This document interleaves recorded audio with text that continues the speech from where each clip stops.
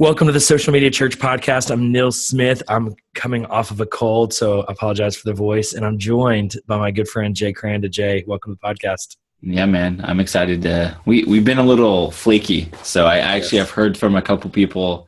I was hanging out with a friend of ours, Daniel Hall, actually recently. And he was like, I've noticed you guys have been a little flaky on the podcast. Yeah. And I had to apologize. We apologize for our listeners. We're getting our act together. Yep. We've been going through some changes and revamping some stuff, but I'm excited to be here. There's a bunch of stuff going on in the world of social media and tech. So, well, our friend Jason Caston just before this episode pinged us on Facebook saying, have you seen this thing about Amazon opening up a store in New York where there are no cash registers?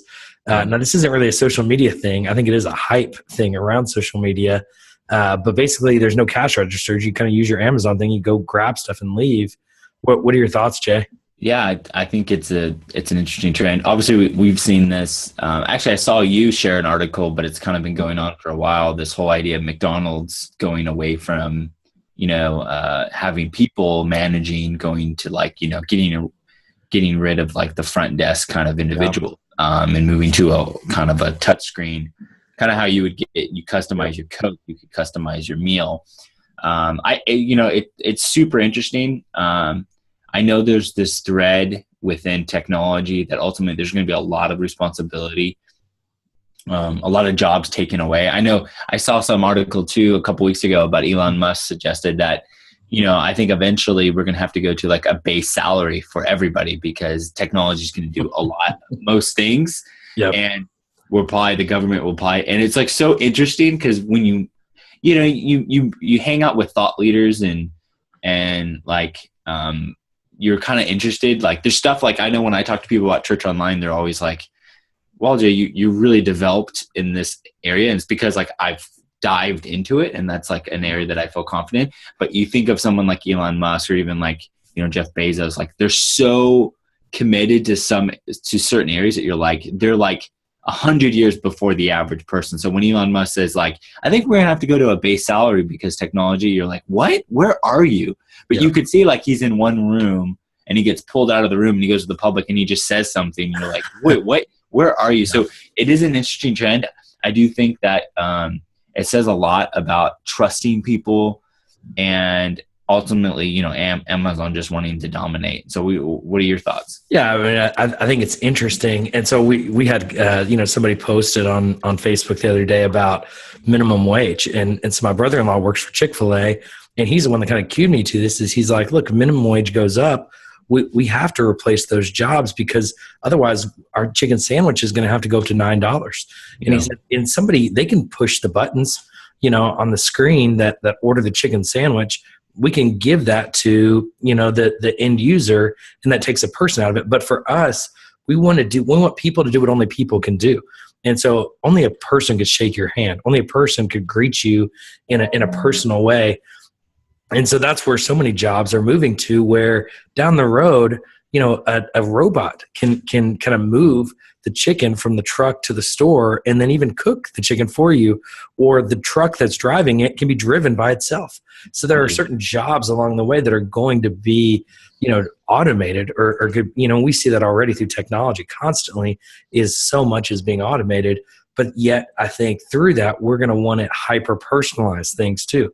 So I think it really gets into the complexities of the education system, jobs. I mean, so much stuff. It's interesting though what Amazon's doing around the stores. Yeah. They've created so many jobs through their warehouses, yet they've also killed so many jobs because they've killed so many small businesses and different shops, physical shops that people are used to going to with things being delivered. And so jobs are just changing from what used to be to what is. It doesn't mean they're going away.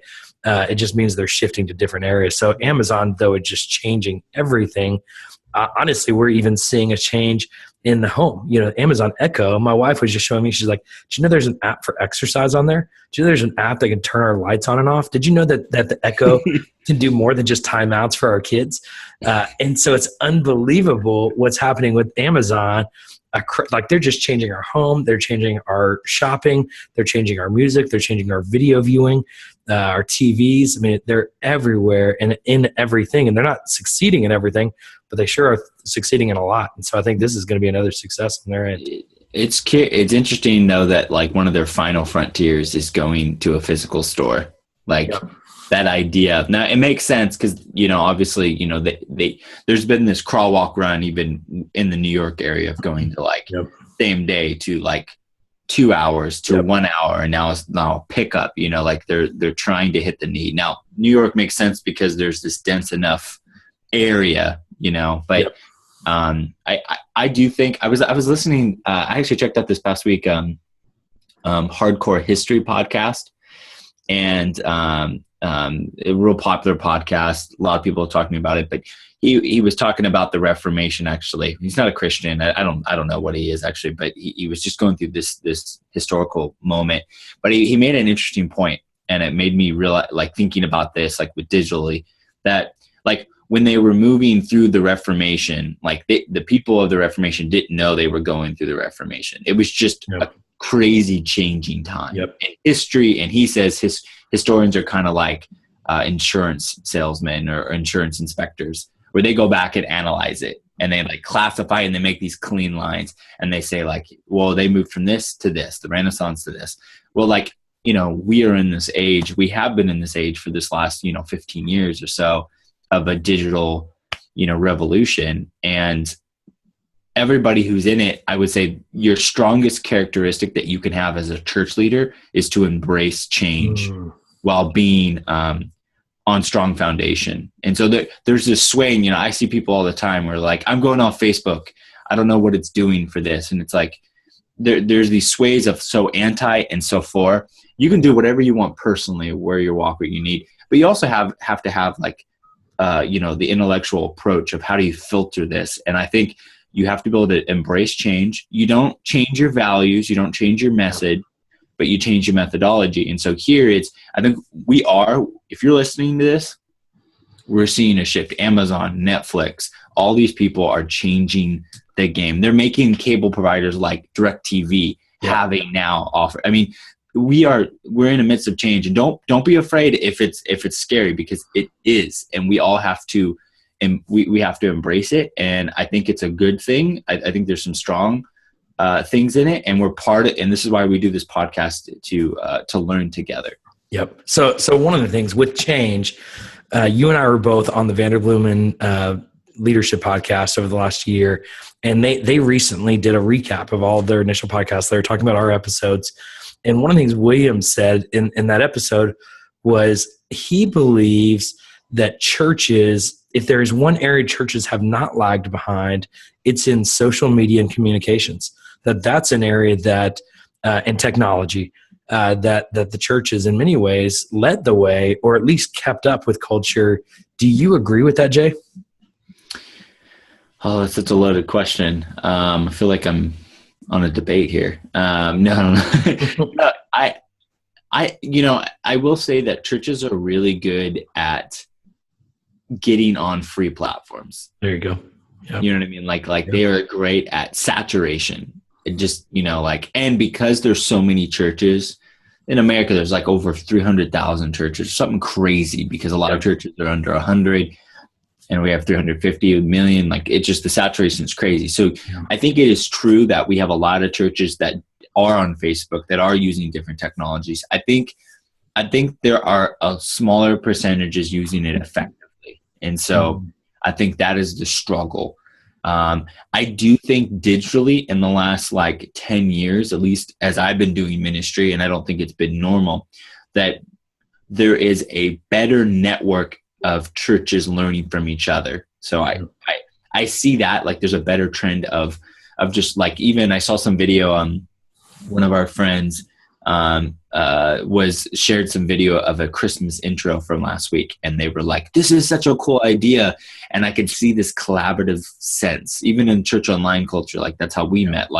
There's a better learning culture. But I do think generally the church, at least I feel like the corporate market in the last 50 to 75 years has really dominated and has been way better, and the church has lagged a little bit. But I think previously the church was the dominant, but I feel like the church has drifted a little bit in the last 50, 30 years. Yeah, and I agree with that. I think I'm grateful for William to really encourage that the church has progressed significantly. Now, here's what I do think. And he mentioned, look at YouVersion, look at the Bible app for kids. It's number one in the kids when you search kids in the App Store. That's awesome. But the reality is, Life Church has led the way. The rest of us have lagged behind, and then the rest of us have really lagged behind. I think overall the church is still significantly behind because though it's now a lower price, it's more efficient. Just as you spoke to, Jay, that has lowered the barrier. A lot of times the excuse has been the cost, but I still, I'm still continually frustrated with churches, like still having to convince them of this shift and them being resistant to it. I will say that, from when my book came out 3 years ago, it was still, you guys should use Facebook. You should pay attention to Instagram. The Snapchat thing is not something just, for dirty teenagers. This is a legitimate ministry opportunity to now, when I go to a conference, they're like, show me how to use this. I know I need to. So there is a shift in embracing it, but it is still, in my opinion, still slow and behind culture. I'm glad that we're progressing, and I'm so grateful for Life Church. I don't know where the church would be right now if it weren't for Life Church really making significant financial investment, significant leadership investment, and taking the risk that they have to have led the way and honestly make technology more affordable. And so they have led the way in just both providing technology and modeling how to use technology. And I'd say outside of Life Church, there's still several others that have done quite a bit. Jay, what you're doing at Saddleback is so unique, and you have been open in modeling how you're uniquely kind of building these kind of face-to-face communities out of your online church experience. And I think there are several others that are doing some interesting, unique things. But for the most part, my opinion still is we're behind. We need to catch up. We're talking in the next 5 years of virtual reality, augmented reality, artificial intelligence. If we think a smartphone is hard to embrace, talk about artificial intelligence. That's going to be like, we're going to have robots running around our church. We're going to have drones flying, doing video. What does this look like for the future? And I think for us to really be more open to these possibilities is going to be critical. Yeah. And I only think, like, with VR, I know Life Churches obviously has invested in it. They have a VR way for the church online that they've experimented with. I know that it's still like a struggle of getting a lot of churches on it and figuring out how to do it. I know Christian Vision thinks a lot about VR. We've had Nick Running on here. I know Faith VR is another company, a guy named Cam that has so like, that's the thing when you think about those just a little bit ahead, it's who's really investing in that. And I think the church has some real barriers because it was for such a long time that, like, faith and corporate was so intertwined that now there is naturally more of a divide. So the church used to benefit right off the bat. Now there's a little bit of a struggle of getting the church to benefit because I just think it's harder for that to happen in today's day. And so, but there are some people that are really leading the way. And I do think there's a lot of believers that are doing some really cool stuff, and they're part of some of the top stuff that are being produced. And, I think I would actually be funny to hear what God's opinion on this is. It's like, yeah, you guys think that, but you know what I mean? It's kind of like, it's like, well, let us know, but, So the only other thing we had that we wanted to talk about on this week's show was you were talking to me before, and I'm actually curious about this because we've talked about this in the past, but there's been some updates about Facebook's donate button, right, Nils? Yeah. So Facebook for Nonprofits came out about a year ago, and it was kind of like they gave some best practices to nonprofits, but then they opened up the donate button on your page, but it was still a call to action button on your page, which not many people went to. Even if they went to your page, you clicked a button, it took them to your website. It wasn't a huge opportunity. We actually, when we were in San Francisco area, and I went to Facebook, I met with the guy that created the call to action button on pages. So it was an interesting. Oh, wow. he's like, the research, you would have no idea how much went into that button. But anyways, it's not A and B testing. It's like A and Z testing. Oh my goodness. Absolutely. And he's like, what do you think about the button? I'm like, it's a button. It's the top right. I guess it's okay. I don't know. But they added the button, but then what happened over the last couple of months is you would start to see buttons within posts, and you could actually donate within Facebook. You wouldn't leave Facebook for the donation. A really great user experience. Now there's a few just functions. I think it's important to know about that as you kind of go through that full Facebook for Nonprofits setup. Is Facebook is keeping 5% of your donations. That's significant. Now, when you talk about online giving on your website, things like that, it likely will add up to 5% when you add up everything as far as your expenses go. But the other big opportunity is they're also not giving you their data. At the most, they will give you an email address if that person that donates checks a box that says, share email address. Huh. So to not get the data and to take 5% is really significant. Now, the positive side is it's within Facebook, and people are living in Facebook, and they're so engaged within Facebook. And Jay, you and I know when you leave people in Facebook, like the Facebook Live, you're going to have a much bigger audience than if you say, link to my website to watch my live stream. Yeah. So I think there's advantages on both sides. We had a lot of clients using it for Giving Tuesday. We saw a lot of high engagement around the Facebook donate button. But here's what I feel like a lot of churches are asking around it is, we're just now getting into online giving. Should we just go all in with Facebook? And my answer is no.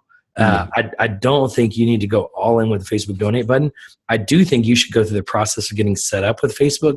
I do think there are certain opportunities that it really provides a unique opportunity, especially around even fundraising for youth ministry events. You can actually create these fundraisers now where individuals can create a fundraiser on behalf of an organization. I can see a fundraiser really working if you're talking about raising money for, summer camp, and the donation goes directly to the church. And, if Evan creates one and they invite all their friends on Facebook, people are getting more used to sharing money on Facebook, even giving money friend to friend on Facebook. They take no percentages of that. The Facebook Marketplace is becoming more significant. Sharing money on Facebook is going to become more of a commonplace. So making donations on Facebook is also going to be, I think you need to be set up. It doesn't cost anything to be set up, but don't make this your online giving platform of choice. Make this an online giving platform opportunity. But anyways, I think that's where it is. That's my opinion. Jay, any opinions on it or thoughts? Yeah, no, I was actually just last night, yesterday I had a meeting with my core team with the online community, and we were brainstorming something, and one of my leaders is based out of the UK, and he had mentioned that he's had problems giving on our platform before. And there's like some areas that it works and some areas that it doesn't. Yeah. He actually told me that, which is funny because Dunham with Daily Hope, he said Daily Hope I can give, but with the church, it doesn't work. And so there was some system thing, and it made me realize, made me highlight regardless, I think it works. I just think that there's some kind of user thing with the way we treat internationals in our context, that it's not easy, or whoever creates that workflow is not thinking about the international. So it's just not natural on our website for that. So what Facebook is going to do is that Facebook's going to handle some of those things, because they are an organization that has people everywhere. And so they think about that constantly. And so I would think that the donate with a broader persona target is going to be very effective on Facebook, because they walk through those things. And so it feels like it would make a lot of sense. I'm curious. I have, I need to sign up my nonprofit and go through the process, and maybe I'll report back in about what the process was. It'll take you about 15 minutes, Jay. It's so easy to set up. Here's the other thing. I'm just going to throw this out as a crazy idea. If I were starting onlinechurch.com again, I would start it on Facebook. I would do everything within Facebook except email. I would try to still build an email list on MailChimp. But I would do Facebook groups. I would do a Facebook page. I would do Facebook Live. I would do everything on Facebook. including my donations. And I would measure giving through that donate button in those Facebook posts. And so if I were to build an online campus again, I would do it on Facebook right now. And if I were to want to build it at scale, if I was launching one at church, I'd say, I'm going to build this on Facebook. I'm going to measure everything as gifts through Facebook, the Facebook groups. We're going to build a community here on Facebook. That's where I would go all in if I were starting again. And it would cost nothing to set up. And you would have the widest potential, audience. And Facebook is going to deal with those conversion rates. When you talk about overseas donations and giving, they help you you scale with Facebook. Facebook is going to scale faster than any of us possibly can. And so, Facebook is going to develop as you have limitations. The only limitation that I see is the direct communication that comes with email.